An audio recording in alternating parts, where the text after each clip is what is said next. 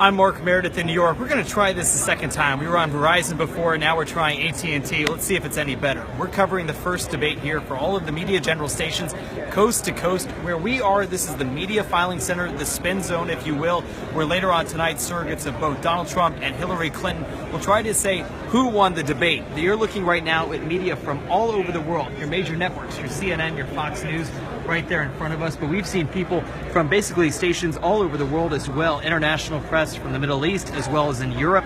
But what we wanted to talk to you a little bit more about was what led into tonight. So tonight's debate is the first of 3 presidential and 1 vice presidential debates that will be happening this election cycle.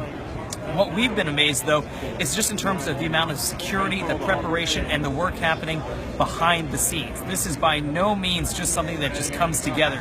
Millions of dollars, hundreds of man-hours that were put into this, but where we are, this is where, like, as close as you're going to get to the debate itself. It's just one building over. You can't see the stage, but you can basically touch it if you go right outside this building. We are here along with the major presidential campaigns, but there's 2 candidates that didn't make it in. Jill Stein as well as Gary Johnson. They would have needed 15% support in the polls in order to make it in, and it just didn't happen this time around for them. So while my colleague Alex Schuman is behind the camera, we also want to give you a better idea of what we're doing behind the scenes here. In fact, why don't we Alex, if we go ahead and show them the setup that is just around the corner. Keep going. We're falling apart here in a second. No, we're going to come on down a little bit ways. You know, you ever get to see the people behind the scenes, and I want to show you one of them. You can't turn away from us, Danielle. Hi, how are you? This is Danielle. Danielle, you've covered other major, whether it be political or breaking news events. Correct. How would you say this kind of organization has been compared to, say, the conventions just last month? The setup is very, very much the same, except the only difference is you would have your setup for all 5 days or a week, how long you were going to be there for. This needs to all come down later by tomorrow morning. So, what are you expecting in terms of security? What have you seen so far? the security has been very strict. You had to go through, before we even came to Media Filing Center, we had to go park in an off-site location. Then we were able to go through security there. Then they bought us on the bus. So they wanted to make sure everything's secure. So we're not leaving anytime soon.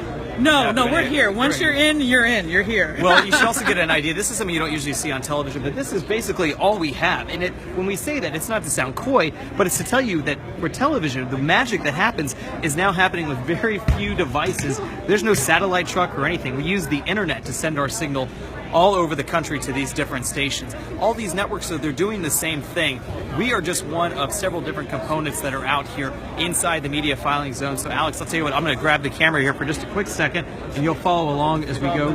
You're seeing what looks like Fox News' setup that's right out here. People everywhere that are popping up. We also see we have CBSN, which is one of the CBS networks. They're here in the back of the filing center. But if you see right here, this just continues on and on and on. Media outlets, celebrities we've seen. We interviewed Coach Bobby Knight, famous Indiana basketball coach, but also a very strict Trump supporter. But right down there, you can see that it just keeps going and going. The setup of some of these networks, this would be like the equivalent of one of the larger setups you have for CBSN that was out there. But tonight, the debate getting started at 9 o'clock Eastern time, going to last about 90 minutes, and we'll cover 6 different topics, 15 minutes apiece. Lester Holt, NBC News anchor, NBC Nightly News, will be the one that was selecting the topics, but also the one that's able to press for a follow-up, whether or not if the candidates deserve to be asked any more questions. But again, as we show you right here, it is quite the setup in here. You will see this in the 3 other debates still to come.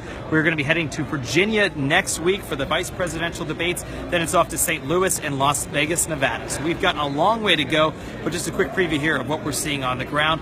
I'm Mark Meredith with Danielle Gill and Alex Schuman. We'll be here with you throughout the night.